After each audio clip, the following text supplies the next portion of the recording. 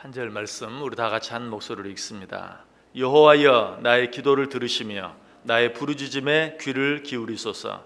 내가 눈물 흘릴 때에 잠잠하지 마옵소서.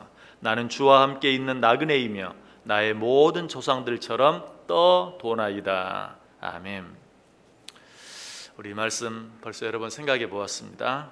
이 말씀 가지고 우리는 기도에는 세 가지 종류가 있다라고 말씀을 드렸습니다. 첫 번째 기도는 조용히 묵상하며 드리는 기도가 있죠.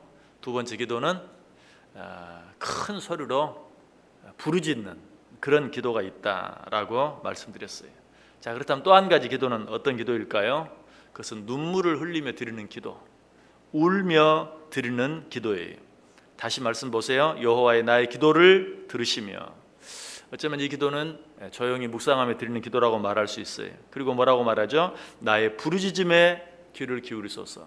큰 소리로 부르짖는 기도를 말하고 있죠. 그리고 말합니다. 내가 눈물 흘릴 때에 잠잠하지 마옵소서. 이 기도는 눈물을 흘리며 울며 드리는 기도라고 말할 수 있어요.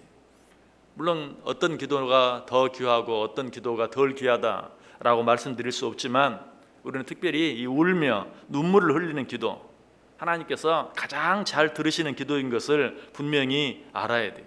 왜? 하나님께서는 우리의 입술을 통해서 나오는 말소리보다 우리의 눈에서 흐르는 눈물 흐르는 소리를 더 잘 들으시기 때문에 그래요. 그 사실을 가장 잘 보여주는 사건이 있다면 어떤 사건입니까? 한나의 기도입니다. 한나가 아들을 위해서 간절히 기도할 때 어떻게 기도했다고 말합니까? 사무엘상 1장 10절에 한나가 마음이 괴로워서 여호와께 기도하고 통곡하였다라고 그렇게 이야기하고 있어요. 뿐만 아니라 그의 기도가 겉으로는 소리가 나오지 않지만 정말 속으로 눈물을 흘리며 눈물을 삼키는 그런 기도였던 것을 사무엘상 1장 13절을 통해서 또 알게 돼요. 한나가 속으로 말하며 입술만 움직이고 음성은 들리지 아니하므로 엘리는 그가 취한 줄로 생각하였다. 한나가 속으로 말하며 입술만 움직이고 음성은 들리지 아니하였다. 그때 세상이 뭐라고 말하죠? 네가 언제까지 취하여 있겠느냐? 그래서 한나가 뭐라고 대답합니까? 한나가 대답하여 이르되 내 주여 그렇지 아니하니이다. 나는 마음이 슬픈 여자라. 포도주나 독주를 마신 것이 아니요 여호와 앞에 내 심정을 통한 것뿐이다. 눈물로 하나님 앞에 자기의 심정을 아뢰는 것이에요. 소리는 들리지 않았어요. 그러나 눈물로 하나님께 기도했던 것을 보게 돼요. 하나님이 이 기도를 들으셨습니까? 듣지 않으셨습니까? 들으셨어요. 듣고 어떻게 하시죠? 정말 성경에 걸출한 인물 가운데 하나인 사무엘을 그에게 아들로 허락해 주시는 것을 보게 돼요. 그래서 위대한 교부였던 터툴리아는 이렇게 말합니다. 우리가 말로 하지 못하고 흘리는 단순한 눈물이 하나님의 귀에는 더 크게 들린다라고 그렇게 이야기했어요. 다윗이 이 기도의 비밀을 알았던 사람이. 그래서 그는 어떻게 기도합니까? 자기의 침상이 자기의 눈물에 뜰 정도로, 자기의 요가 자기의 눈물에 젖을 정도로 기도했다고 이야기. 시편 6편 6절에 나오죠. 내가 탄식함으로 피곤하여 밤마다 눈물로 내 침상을 띄우며 내 요를 적신하이다. 그리고 다윗은 이렇게 기도할 때 하나님이 들어주신다는 사실을 확신했어요. 그래서 바로 그 다음 절 시편 6편 8절에서 악을 행하는 너희는 다 나를 떠나라. 여호와께서 내 울음소리를 들으셨도다. 내가 내 눈물로 침상을 띄우며 내가 내 눈물로 내 요를 적시며 하나님께 기도했다. 하나님은 이러한 내 눈물, 이러한 내 울음소리를 들으셨다. 너희는 빨리 내 곁에서 떠나라. 하나님이 내 이 눈물의 기도를 반드시 들어주신다. 그러지 너희는 하나님의 징계가 임하기 전에 속히 나를 떠나라 라고 눈물로 기도한 후에 담대하게 그 기도가 응답된 줄 믿고 외쳤던 것을 보게 돼요. 여러분의 모든 문제를 하나님께 기도로 아뢰 때 정말 눈물로 때로는 울면서 하나님 앞에 기도해 보세요. 그리고 하나님께서 그 울음소리, 그 울음소리를 들으시고 그 눈물을 보시고 반드시 응답해 주실 것을 확신하세요. 다윗은 그러했어요. 그래서 그 침상을 띄우며 요를 적시며 기도했어요. 뿐만 아니라 시편 56편 8절에서는 이렇게 말하죠. 나의 유리함을 주께서 계수하셨사오니 나의 눈물을 주의 병에 담으소서. 이것이 주의 책에 기록되지 아니하였나이까. 나의 눈물을 주의 병에 담으소서. 내가 얼마나 당신 앞에서 눈물을 흘렸는지를 기억하시고 내 기도를 들으소서라는 그런 말씀이. 작자가 누구인지 확실히 알 수 없는 시편 102편 9절에서도 나는 죄를 양식같이 먹으며 나는 눈물 섞인 물을 마셨나이다. 이것도 마찬가지. 내가 하나님 앞에 정말로 죄를 뒤집어 쓰고 눈물을 흘리며 하나님 앞에 기도하였나이다 라는 것이. 또 한 가지 눈물의 기도하면 우리가 빼놓을 수 없는 사람이 있죠. 히스기야예요. 히스기야가 죽을 병에 걸렸을 때 하나님께 어떻게 기도합니까? 이사야 38장 2절과 3절에 히스기야가 얼굴을 벽으로 향하고 여호와께 기도하여 이르되 여호와여 구하오니 내가 주 앞에서 진실과 전심으로 행하며 주의 목전에서 선하게 행한 것을 기억하옵소서 하고 히스기야가 심히 통곡하였다. 하나님 앞에 눈물로 기도했어요. 자, 하나님이 이 기도를 들으셨습니까? 안 들으셨습니까? 들으셨어요. 그래서 시편 38편 5절 6절에 너는 가서 히스기야에게 이르시되 내 조상 다윗의 하나님 여호와께서 이같이 말씀하시기를 내가 내 기도를 들었고, 이걸로 충분해. 내가 내 기도를 들었고, 그러나 거기서 끝나지 아니하고 내가 내 기도를 들었고 내 눈물을 보았노라. 내가 내 기도를 들었고 내 눈물을 보았다라고 이야기.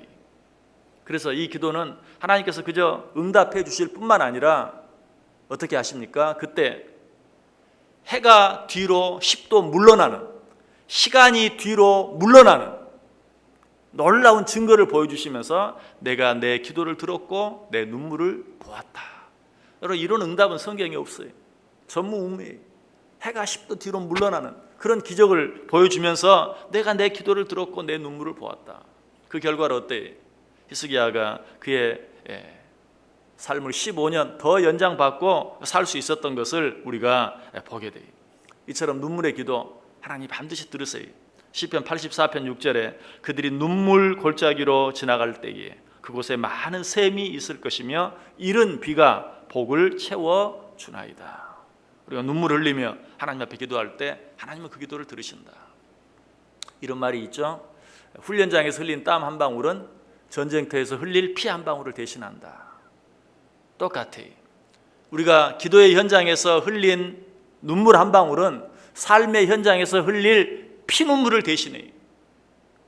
기도의 현장에서 흘리는 눈물 한 방울, 삶의 현장에서 흘릴 피눈물 한 방울을 대신하는 것이, 아니, 기도하면서 날마다 눈물 흘리는 자는 삶의 현장에서 눈물을 흘리지 않아요.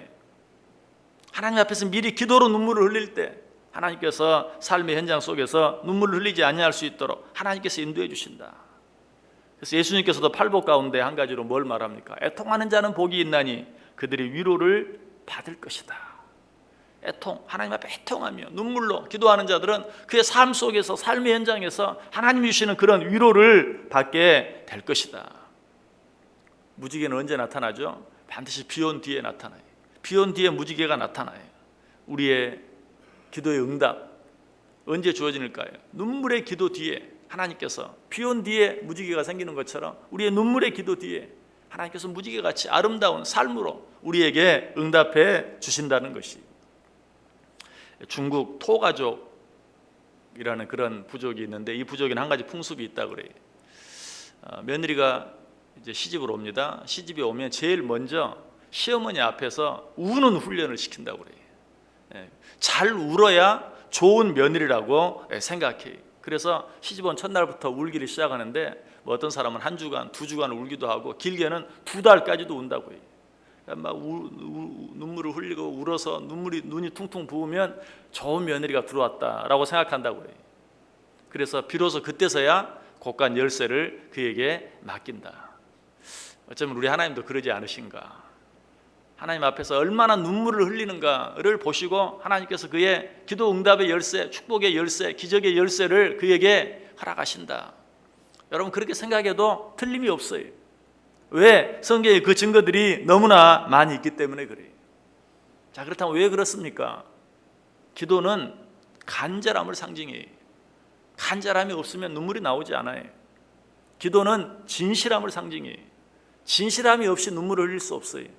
아까 뭐 토가족이 눈물을 흘렸다고 그러니까 아마 그 눈물 가운데는 가짜 눈물도 있을 거예요. 우리들이 그저 부모님이 돌아가셨을 때, 시부모님이 돌아가셨을 때 예전에는 울지 않으면 불효자가 되니까 막 억지로 울고 겨자씨를 손등에 묻혀가지고 눈을 비비면서 울고 눈을 빨갛게 만들고 했던 것처럼 그런 눈물에는 거짓 눈물도 있을 수 있어요. 그러나 하나님은 그런 거짓 눈물에 속지 않으시죠. 진정한 눈물은 진실함이 없으면 나오지 않아요. 이처럼 눈물은 간절함을 상징하고 진실함을 상징해요. 그러므로 하나님이 그 기도를 들으시는 것이, 또 눈물이 의미하는 중요한 것이 있죠. 그건 뭡니까? 회개를 말해요. 진정으로 회개할 때 눈물을 흘릴 수밖에 없어요. 회개가 없는 기도는 하나님이 들으실 수 없어요.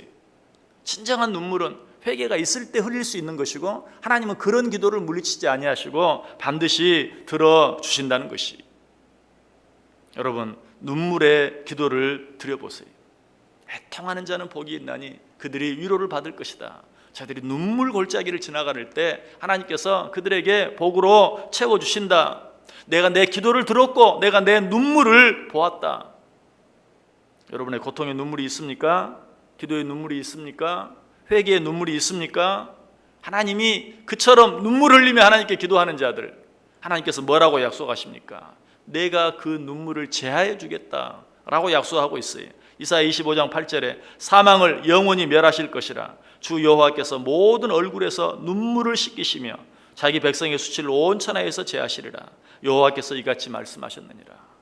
내가 너희 눈에서 눈물을 제하리라. 요한계시록 7장 17절에도 이는 보좌 가운데서 계신 어린 양이 그들의 목자가 되사 생명수 샘으로 인도하시고 하나님께서 그들의 눈에서 모든 눈물을 씻어 주실 것이라.